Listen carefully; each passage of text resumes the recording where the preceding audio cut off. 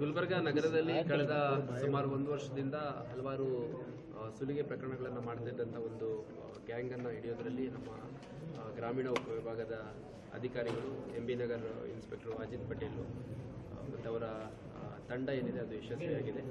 ಅದರಲ್ಲಿ ಮುಖ್ಯವಾಗಿ ನಮ್ಮ ಗ್ರಾಮೀಣ ಮತ್ತು ಯೂನಿವರ್ಸಿಟಿ, ಅಶೋಕ್ ನಗರ, ಸ್ಟೇಷನ್ ಬಜಾರ್, ಬ್ರಹ್ಮಪುರ, ಆರ್ಜಿ ನಗರ ಸೇರಿದಂತೆ ಸುಮಾರು 9ಕ್ಕೂ ಹೆಚ್ಚು ಪ್ರಕರಣಗಳು ಈಗಾಗಲೇ ದಾಖಲಾಗಿದ್ದಾವೆ. ಮತ್ತು ಅವರ ಹತ್ರ ಸಿಕ್ಕಿರುವಂಥ ಮೊಬೈಲ್ಸು ಮತ್ತು ಬೇರೆ ವ್ಯಾಲ್ಯೂಬಲ್ಸ್ ನೋಡಿದರೆ ಇನ್ನೂ ಹೆಚ್ಚು ಪ್ರಕರಣಗಳಲ್ಲಿ ಸುಮಾರು 20 ಪ್ರಕರಣಗಳಲ್ಲಿ ಈ ಒಂದು ಗ್ಯಾಂಗು ಭಾಗಿಯಾಗಿರೋದು ನಮಗೆ ಪತ್ತೆಯಾಗಿದೆ.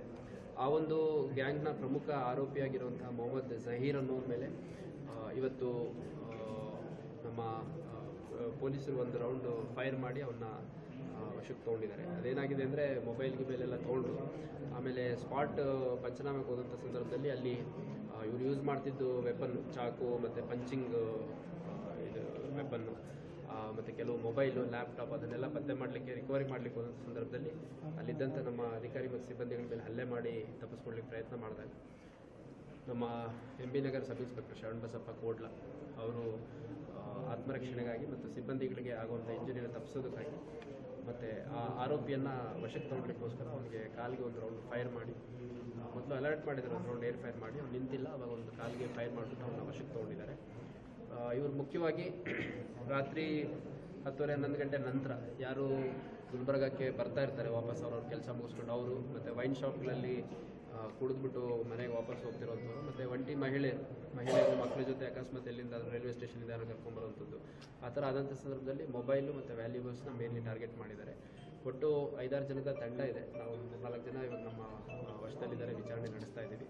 ಇದ್ರ ಜೊತೆಗೆ ಮುಖ್ಯವಾಗಿ ಅಂದರೆ ಈ ಮೊಬೈಲ್ ಸಿಕ್ಕಿದ್ದನ್ನು IME ನಂಬರ್ ಚೇಂಜ್ ಮಾಡಲಿಕ್ಕೆ ಒಬ್ಬ ವ್ಯಕ್ತಿ ಸಹಾಯ ತೊಗೊಂಡು IME ನಂಬರ್ ಚೇಂಜ್ ಮಾಡಿಬಿಟ್ಟು ಅದನ್ನು ಇಲ್ಲೇ ಲೋಕಲಿ ಮತ್ತು ಬೇರೆ ಕಡೆ ಮಾರ್ತಿದ್ದು ಕೂಡ ನಮಗೆ ಕಂಡು ಬಂದಿದೆ. ಯಾರು IME ನಂಬರ್ ಚೇಂಜ್ ಮಾಡ್ತಿದ್ದ ಅವನು ಕೂಡ ನಾವು ವಶಕ್ಕೆ ತಗೊಂಡು ವಿಚಾರಣೆ ನಡೆಸ್ತಾ ಇದ್ದೀವಿ. ಒಟ್ಟಾರೆಯಾಗಿ ಕಳೆದ 1 ವರ್ಷದಲ್ಲಿ ಸುಮಾರು 20ಕ್ಕೂ ಹೆಚ್ಚು ಪ್ರಕರಣಗಳಲ್ಲಿ ಇವರು ಭಾಗಿಯಾಗಿದ್ದು, ಇದೇ ರೀತಿ ಇನ್ನೂ 1-2 ಗ್ಯಾಂಗ್ಗಳು ಇರುವಂಥದ್ರ ಬಗ್ಗೆ ನಮಗೆ ಮಾಹಿತಿ ಇದೆ.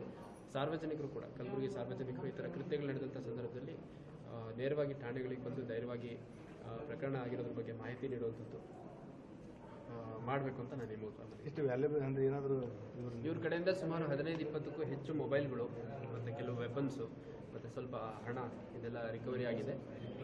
ವೆಹಿಕಲ್ಸು, 2 ವೀಲರು, ಕಂಪ್ಯೂಟರು, ಆಮೇಲೆ ಬೇರೆ ವೆಹಿಕಲ್ಸ್ ಎಲ್ಲ ರಿಕವರಿ ಆಗಿದೆ. ಅದಕ್ಕಿಂತ ಹೆಚ್ಚಿನದಾಗಿ ಇವಾಗ ಏನು ವ್ಯಾಲ್ಯೂಬಲ್ಸ್ ಇದೆ ಇದನ್ನೆಲ್ಲ ಬೇರೆ ಕಡೆ ಕೊಟ್ಟಿದ್ದಾರೆ. ಇದಕ್ಕೆ ಕೆಲವರು ಕಾರ್ಪೊರೇಟರ್ಗಳ ಸಹಾಯವನ್ನು ಕೂಡ ತಗೊಂಡು ಮೊಬೈಲು ಮತ್ತು ವ್ಯಾಲ್ಯೂಬಲ್ಸ್ ಎಲ್ಲ ಡಿಸ್ಪೋಸ್ ಮಾಡುವಂಥ ಕೆಲಸ ಕೂಡ ಮಾಡಿದ್ದಾರೆ. ಅದನ್ನು ಕೂಡ ನಾನು ಒಂದು ಸಪ್ರೇಟ್